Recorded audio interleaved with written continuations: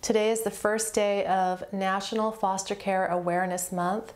As such, I wanted to give you a bit of information as to the formation of the foster care system as we know it today, and give you an interesting fact that you might not be aware of, in that there was a system in place for the prevention of cruelty to animals before there was one for children. In the 1860s, abused children were not protected by law, and there was a little girl that changed this for our country, and her case is disturbing. It is to do with neglect, and the person who formed the American Society for the Prevention of Cruelty to Animals is the same person who was summoned by outraged citizens at the abuse of this little girl and was asked to please form something to protect her and protect children. And that was the New York Society for the Prevention of Cruelty to Children that this man did form. His name is Henry Bergh, B-E-R-G-H, and this was in the 1860s. And for the cruelty of an animal, you could be imprisoned, you could have the animal taken away from you, and there was nothing to protect a child. So it sort of blew my mind to learn this fact, and let me just go ahead and share her case with you. The little girl's name is Mary Ellen. She was alive from 1864 to 1956. Her case took place in 1874. Her spirit remains with us, as this document reads, because her case is generally regarded as the beginning of public concern for the plight of children who have been abused or neglected. Mary Ellen was a child whose father was dead, whose mother could not care for her because she was destitute and had to work full-time. The New York Commission of Charities and Correction placed Mary Ellen with Mary McCormick Conley and her husband, who were to care for her and report on her progress each year. Instead, Miss Connolly abused her. She beat Mary Ellen, locked her in a room, rarely allowed her outside, and did not provide adequate food or clothing. Upset by the child's screaming, a neighbor told a mission worker about Mary Ellen. The mission worker could not find anyone to intervene. The police, listen to this, the police had no grounds because no crime was being committed. So the neglect and beating of a child was not considered a crime in the 1860s. The mission worker finally appealed to Henry Bergh, the founder and president of the American Society for the Prevention of Cruelty to Animals, the ASPCA. He took up her cause and was able to persuade a judge to hear her case. This little girl, I'll read you an excerpt of her court testimony, as I read my court testimony in a previous video. This isn't easy to hear, and as each story is told, it continues to raise awareness. Because if this little girl's story hadn't come out, who knows when any organization would have been formed to protect children. It takes a story. Mary Ellen was carried into the courtroom wrapped in a horse blanket. This is what the newspaper reported that she told the judge. "My mother and father are dead. I don't know how old I am. I call Mrs. Connolly Mama. I have never had but one pair of shoes, but I cannot recollect when that was. My bed at night has only been a piece of carpet stretched on the floor underneath a window. She used to whip me with a twisted whip, a rawhide. Mama struck me with scissors and cut me. I have no recollection of ever having been kissed by anyone.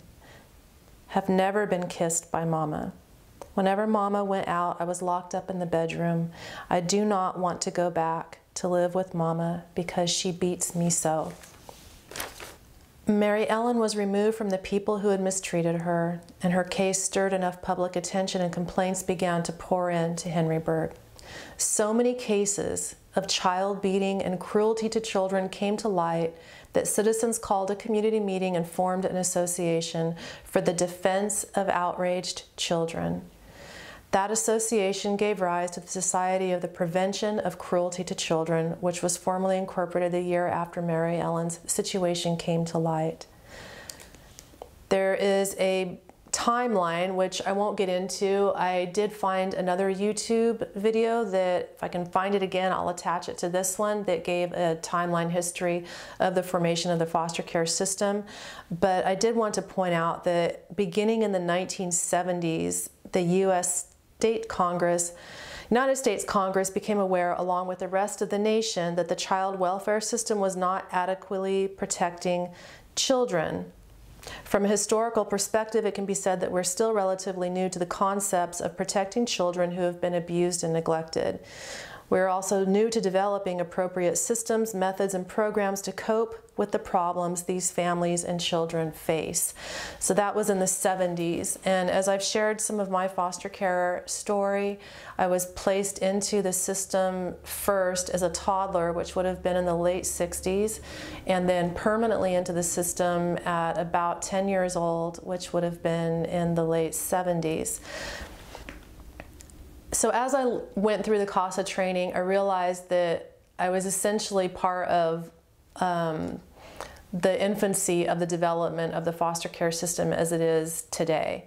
And there have been improvements, such as reunification is a big element that is viewed, and it is preferred if there are family members that are able to take the child rather than it go into the foster care system and be placed with strangers. My particular case in the 70s, it just wasn't, I think it was because the system was so new that it just hadn't, there weren't the therapists, the ways to cope, as this says, the programs to cope. It was more of remove the child and remove the child from all family. And that is, as I've grown and learned some about my case, and to learn that I did have family that did petition the state of California, I believe twice, for custody of me, my brother, and sister, and was denied. Now, this family I did spend time with. They were my uncle, my aunt, and their 3 children, which were the same ages as me and my brother and sister. This was actual blood family that wanted to take care of us rather than have us in a system, and were denied. Now, reunification. Now they would have been viewed and assessed if the child being removed would be, if that would be a good fit. And thank goodness for that, because to be removed from all family and placed into a system where people are strangers and you don't know what you're getting into, what you're going to be living in, it's not ideal. And I can only speak from my experience. I'd like to believe that there are lots of stories of families that are placed with parents who are wonderful. Their intent, their heart is there, and they want the best for that child. And it does lead to adoption for some of these children. So there are positive stories. And on one aspect, it's like kind of, anytime I talk about this topic, in my experience, it's like I don't want to be like a woe is me type thing. I just want to give the facts of that I know, as I know of my life. And it's a story. And just like this story, just like there's almost 400,000 children in the foster care system today in the United States. These children, I can't even imagine what they've gone through and how long they'll be in the system, how confused they might be in the system. It is a system.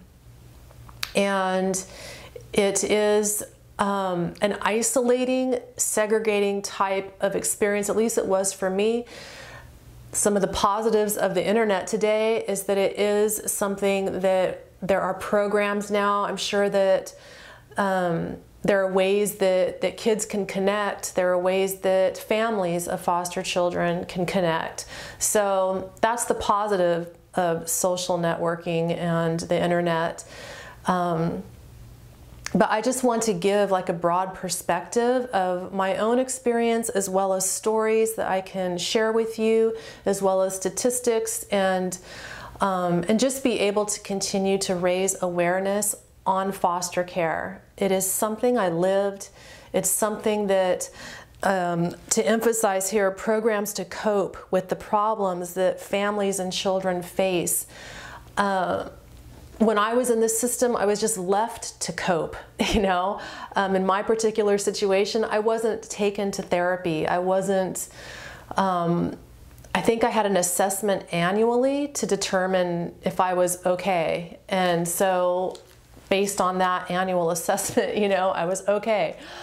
But was I? I wasn't okay. I had a lot going on in my mind and a lot going on within my body to heal from, a lot of confusion, a lot of isolation, and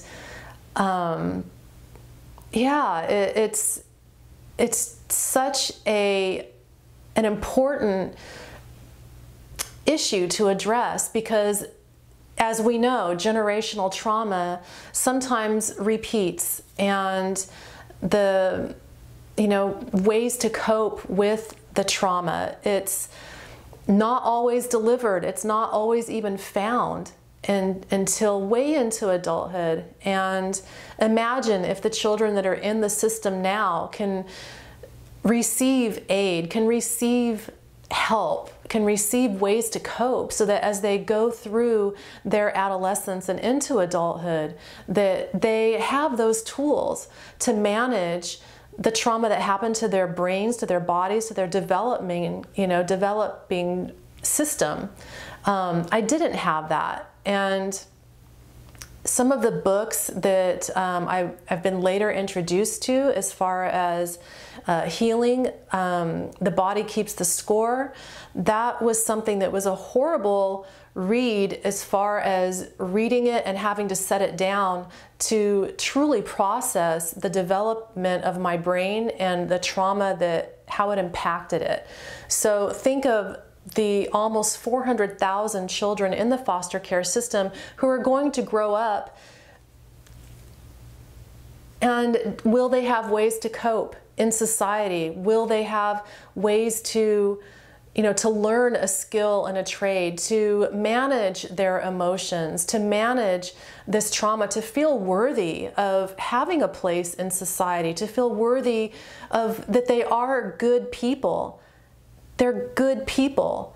They just had horrible things happen to them in childhood. So the beginning of Foster Care Awareness Month, the month of May, this is the first video, and if you've watched this long, thank you for watching. And just thank you for those. I know some of you have reached out to me that you've contributed donations to foster care organizations. I will leave links in the description of this video that you can contribute to if you would like to. And I thank those of you that have. And thank you for any contribution that you can make, whether it be monetary or donating your time. There are organizations in every state that welcome volunteering. I'm saying that confidently. Only in the states that I've lived, I've been able to participate in volunteering. So I'm just assuming that every state would have one. But check your local area if you're interested in volunteering. There are some ways you can do that. You know, you can go and stuff backpacks for children, so they'll have a new backpack when school starts, or you know, organizations that will allow you to volunteer for any kind of, like they have a Disneyland thing that happens for kids in foster care. You can donate and send a child to Disneyland and give them something. I believe they get siblings together for that. So I'll leave some links in the description. And again, just thank you for watching. And yeah, until next time, thanks so much.